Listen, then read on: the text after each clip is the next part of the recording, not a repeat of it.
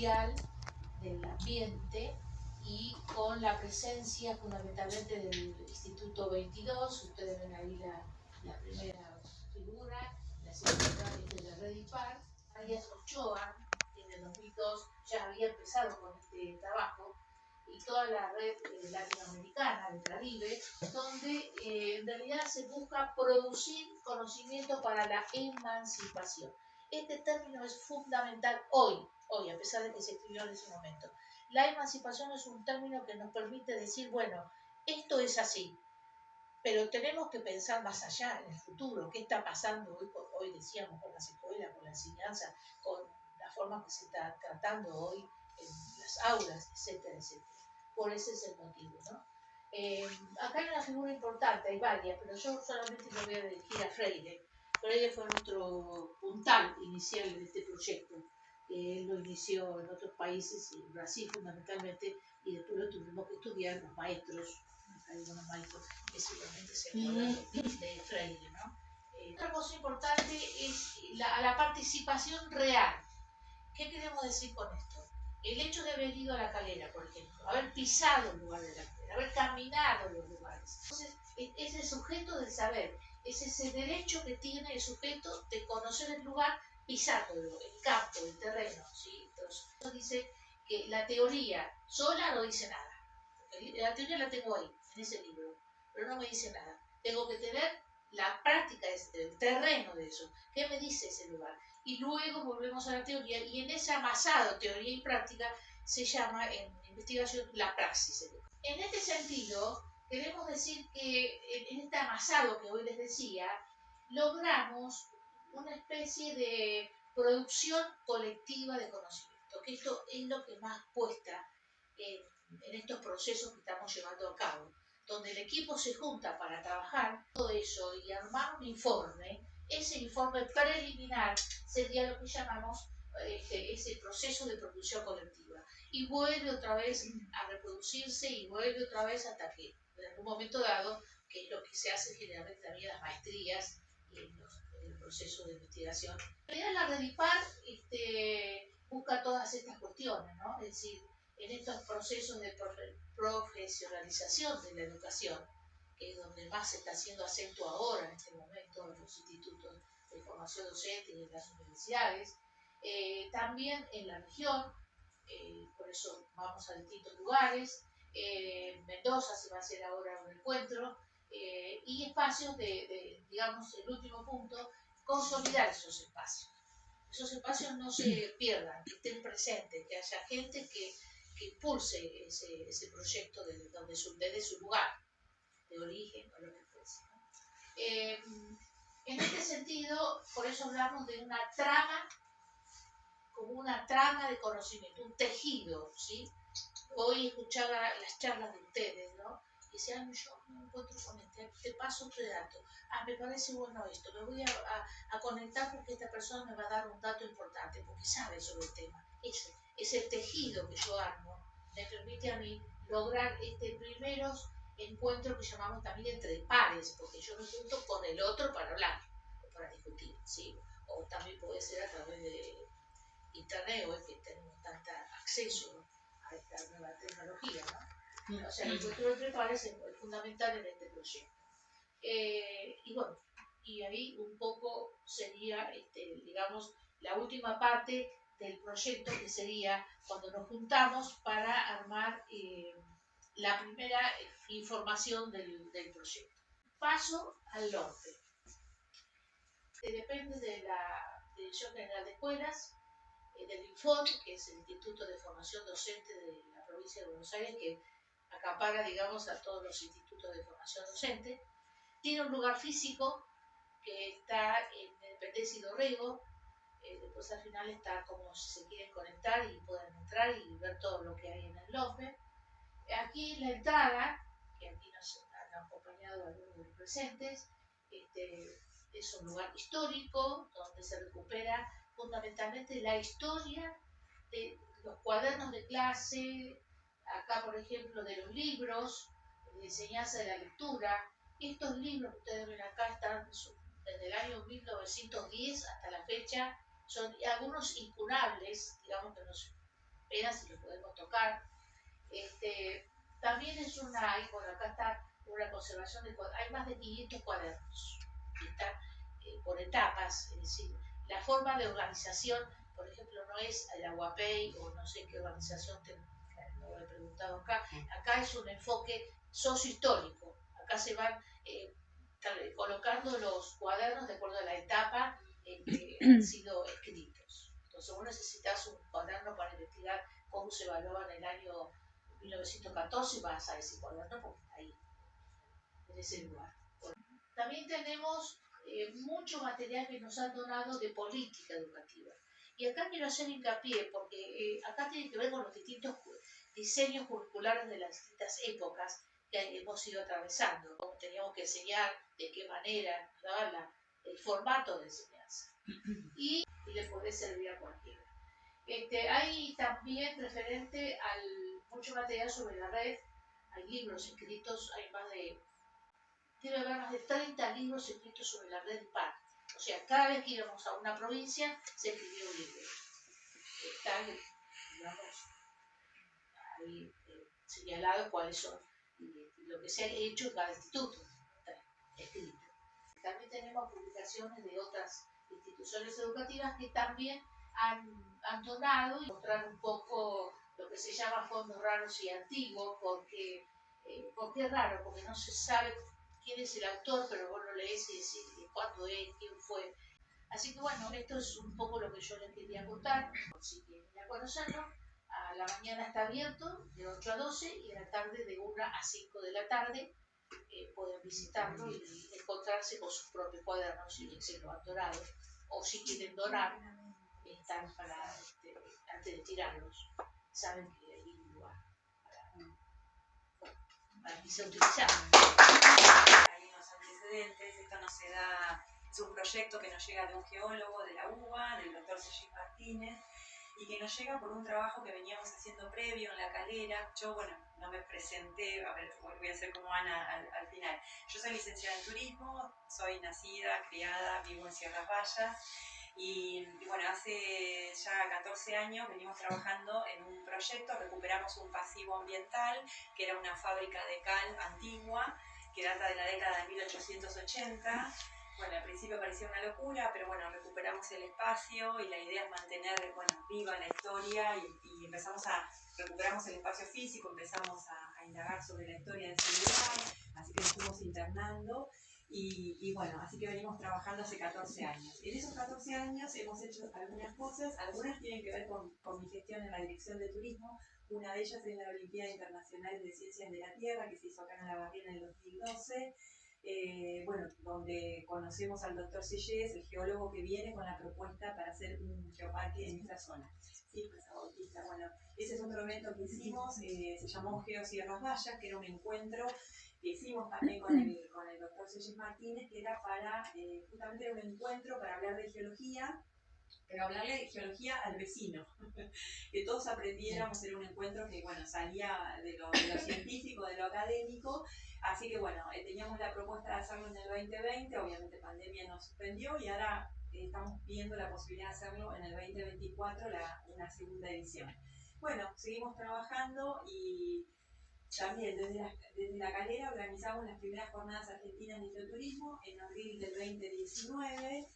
Ahí en ese momento tuvimos la oportunidad que vinieran dos personas que trabajaban en la UNESCO, en la oficina de Montevideo, de Uruguay. Así que bueno, ellas vinieron a presentar a Sierras Vallas formalmente lo que era un geoparque. Bueno, y ahí hay actividades que hacemos seguido. Recibimos obviamente chicos de escuela, primaria, secundaria, terciaria, bueno, turistas también, visitantes, grupos. Bueno, hay una foto con reuniones que hicimos. Nosotros cuando empezamos a trabajar la propuesta en el 19 empezamos a difundirla, obviamente.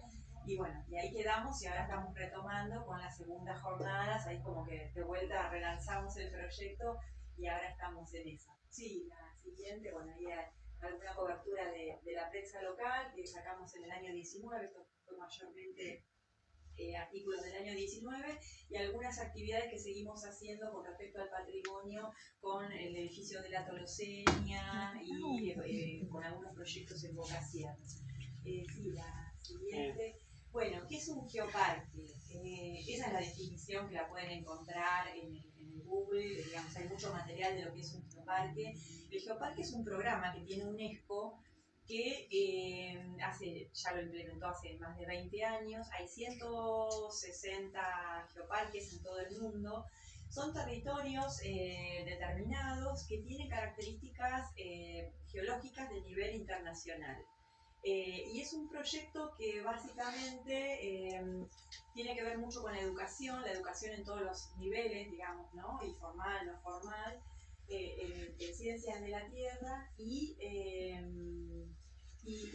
que es una propuesta que nace desde la comunidad. O sea, es un proyecto que se implementa desde abajo, desde las comunidades. Si los vecinos quieren trabajar en ese proyecto y tienen muchas ganas y demuestran y se organizan y hacen todas las cosas que hay que hacer para lo que se requiere conformar el Geoparque UNESCO, se puede lograr. Bueno, y las características del geoparque. Bueno, justamente debe contener geología de importancia internacional. ¿Nosotros la tenemos acá en Olavarría? Sí, la tenemos. Tenemos cosas muy interesantes que los olavarrienses no conocemos, geológicamente hablando, y por la cual podemos ser parte de ese programa. Después vamos a hablar, después más adelante en la filmina lo profundizamos un poquito. Bueno, justamente uno de los puntos importantes es que la educación en todos los planos es el núcleo del concepto de geoparque. Es un proyecto básicamente educativo, obviamente que el turismo viene por añadiduría, también se trabaja el tema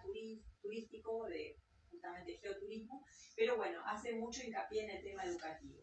Bueno, esto que decía, los geoparques adoptan un enfoque de abajo hacia arriba, que promueven vínculos entre el patrimonio geológico y todos los demás aspectos del patrimonio natural y cultural de la zona.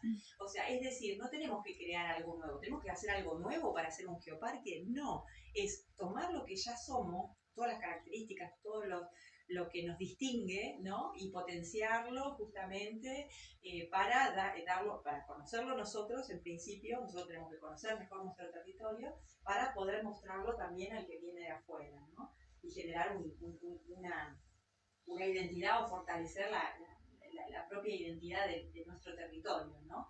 Bueno, ahí están mencionados justamente las áreas que trabajan los geoparques UNESCO, que bueno, son todas áreas que nos interesan, este tema de recursos naturales, riesgos geológicos, cambio climático, educación, ciencia, cultura, mujeres, desarrollo sostenible, conocimiento local e indígena y geoconservación.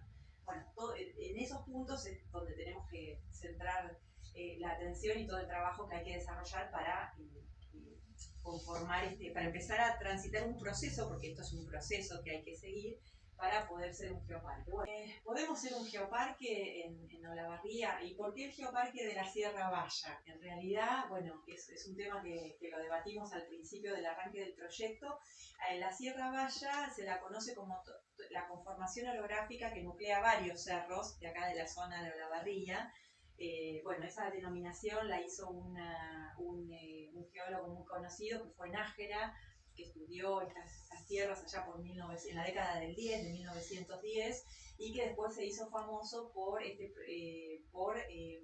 ser el autor del proyecto que extendía la soberanía nacional 200 millas, ¿no?, hacia adentro del océano. Él se hace famoso por eso, pero anteriormente él estuvo acá, en esta zona, y bueno, llamó a toda la orografía de acá de la zona, justamente de la Sierra Baya. Por eso el geoparque de la Sierra Baya, pero contamos con características que son internacionales y no las sabemos.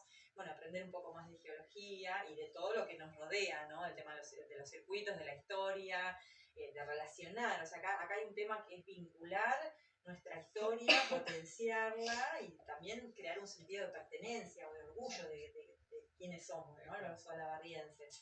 Así que, y los olavarrienses en general y cada una de las localidades, ¿no? Así que, bueno, ya creo que pasamos 15 segundos. ¿Alguna pregunta? Bien, bárbaro. Es un placer estar acá en la biblioteca. He compartido mucho tiempo de mi carrera con los chicos excombatientes y además soy miembro de la Asociación Sanmartiniana, con la cual tenemos muchos vínculos de estudio y de colaboración.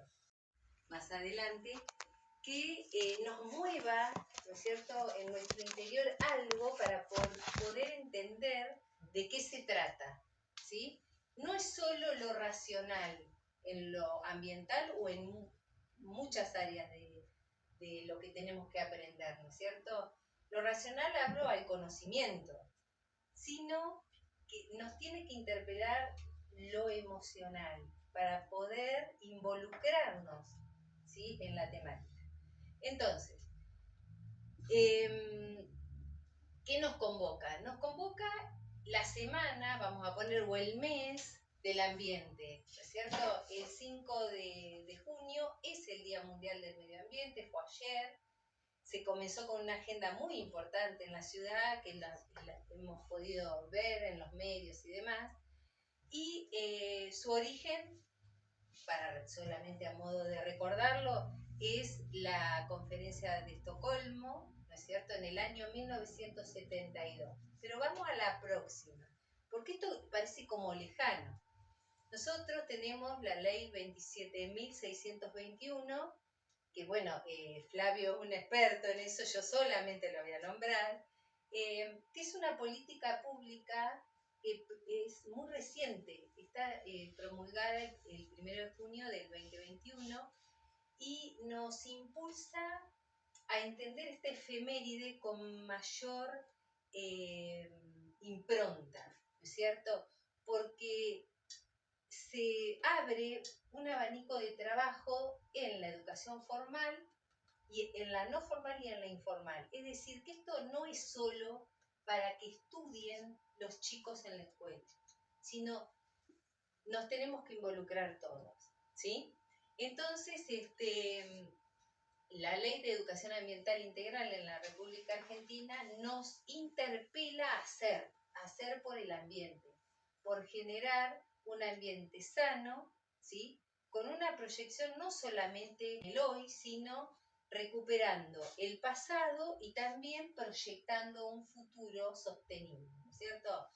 La ley nos da la oportunidad, ¿sí?, de abordar, ¿no es cierto?, el problema ambiental desde todos los ámbitos. ¿Qué significa pensar en clave ambiental? ¿Cuál es la diferencia con el ayer? Pero ¿cuál es la diferencia hoy? Hoy, pensar en clave ambiental requiere pensar el territorio, pensar los ecosistemas, pero nosotros somos parte de ese ecosistema. Nosotros no estamos afuera. Es decir, esa palabra rara que está ahí, externización, la tenemos que sacar. Ya no es el problema de otro, la catástrofe de otro, eso que vemos por la tele. El ambiente somos nosotros, ¿sí? Y la relación entre las culturas, lo natural, lo que hacemos, las relaciones que entablamos, ¿sí?, eso es el ambiente. Por lo tanto, cuando hablamos de medio ambiente en una escuela, lo hablamos desde, o lo planteamos desde lo situado, desde lo que nos sucede, ¿sí?, desde lo que nos interpela, desde lo que nos atraviesa en el cotidiano. Por lo tanto, no es conversar sobre, por ejemplo, ante una situación ambiental, echarle la culpa a algo, porque eso es reduccionista, y acá estamos hablando de un pensamiento complejo, donde hay múltiples miradas, ¿sí?, donde hay múltiples saberes que debemos tener o abrir para poder comprenderlo al problema, ¿sí?, que nos atraviesa con la seriedad que corresponde. Esto supone diálogo entre los saberes. Y esto no es solamente el saber racional, como decíamos, el saber científico, sino el saber de la comunidad, el saber del vecino, del niño, ¿sí?, de cómo percibe el problema, en una escuela de los auxiliares, de los padres, de los abuelos, de otros educadores que formaron parte de la trayectoria de las escuelas, cómo pensaban los problemas ambientales hace unos años y qué sucede hoy. Esas múltiples miradas hacen a una investigación, como planteó Ana, que genera conocimiento. Muchos autores pedagógicos nos hacen ver que en toda crisis hay una oportunidad de poder avanzar en soluciones. Y en la escuela esa oportunidad es construir proyectos ambientales escolares desde el proyecto institucional, pero poniendo como relevancia, ¿sí?, los sentires de la comunidad, así como Cecilia presentó lo del Geoparque. ¿Qué le sucede a la gente? ¿Cuáles son los problemas? ¿Sí? ¿Con qué contamos? Lo ambiental atraviesa toda la vida institucional. ¿Qué hacemos con los residuos? ¿Qué pasa con el agua? ¿Sí? Depende qué ecosistema esté la escuela, cómo es la comunidad, dónde está emplazada.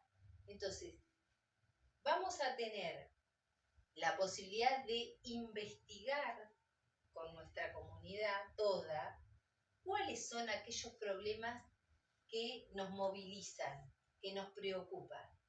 Pero el proyecto institucional lo que nos permite es mantener aquello que nos distingue. Es decir, todas las instituciones educativas tienen valor y el proyecto institucional da o pone de relevancia el valor que fue construido por las distintas generaciones que habitaron esas instituciones, ¿sí? Y los que habitamos hoy venimos a retomar esos conocimientos y poner en acción nuevos desafíos, ¿sí? Entonces, a través de un diagnóstico profundo y desde una visión estratégica, no tan normativa, vamos a poder ir pensando en incorporar proyectos ambientales escolares. Son instrumentos para promover el abordaje de las necesidades ambientales de una institución educativa, son transversales, que atraviesa toda la vida institucional. Tiende a la formación de conocimientos, actitudes y prácticas, construye en los involucrados conciencia ambiental, porque quien vive un proyecto ambiental cambia sus actitudes. Planificar es importante, pero la planificación estratégica hace que quien planifica sea protagonista. Nos interpela para poder organizar una institución y una práctica educativa, pero considerando lo que sucede y lo que nos moviliza, ¿sí?, lo que nos preocupa como comunidad. La evaluación es continua y donde participan todos. Esta forma de trabajar permite a los estudiantes y a los docentes y por supuesto a otros actores comunitarios crear nuevas prácticas, siendo protagonistas de la construcción de un presente y un futuro sostenible, a la vez que se propicia la construcción de habilidades y competencias necesarias para actuar en las problemáticas propias que el mundo de hoy nos presenta. Pero sí tiene que tener competencias y habilidades para resolver problemas. Que aplicar el método científico, pero con algunas cuestiones más puntuales, ¿sí? Por eso es que, es una metodología pura y netamente dirigida a docentes, ya sea de nivel inicial, primario, secundario, terciario, universitario. Hacemos una diferencia entre lo que es los EPIistas, como nos llamamos, entre nosotros. Hacemos una diferencia entre lo que es la educación ambiental y lo que es la educación ecológica. ¿Por qué? Fíjense que eso lo habló Héctor hoy, lo recalco acá, que la educación ambiental por lo general está dirigida a lo que tenemos permitido o no dentro de lo que es en relación al entorno.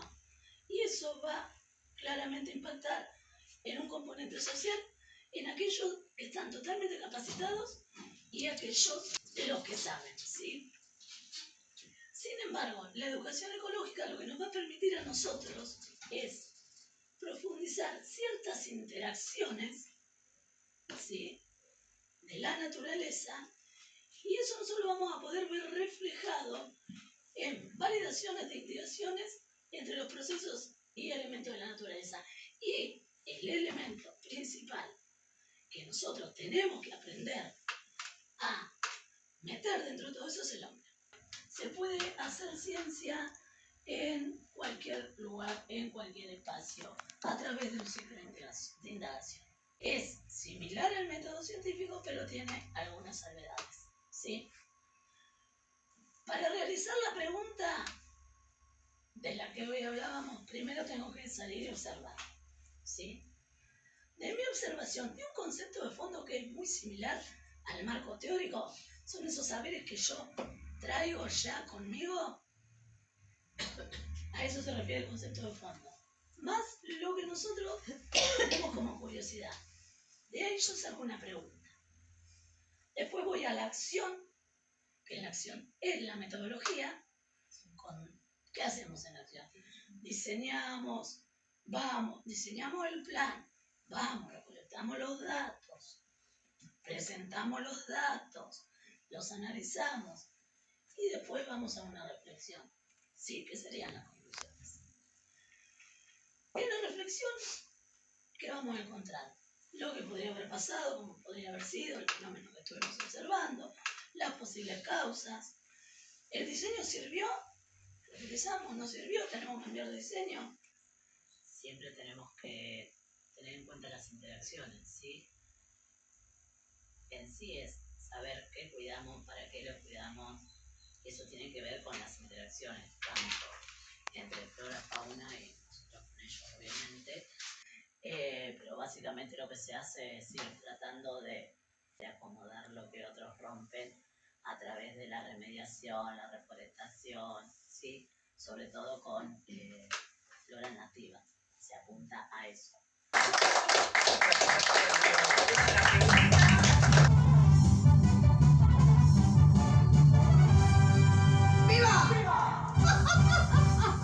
Bienvenidos a este programa televisado por todos nuestros canales de Latinoamérica y del mundo, por supuesto. Un lugar de saber, un lugar de encuentro, de talleres, de capacitaciones. Dispone de una sala de computación, un cafecito con nuestra venezolana. Siguiente pregunta, por favor. ¿El do es color amarillo? ¿Quién tiene el do color amarillo? La pregunta dice: la capacidad de un sistema para desarrollarse con los propios recursos de manera tal que su funcionamiento no dependa de fuentes externas. ¿Cómo se llama esa capacidad? ¿Sustentabilidad? ¿Sistema climático? ¿O seguridad biológica? Sustentabilidad. ¡Correcto!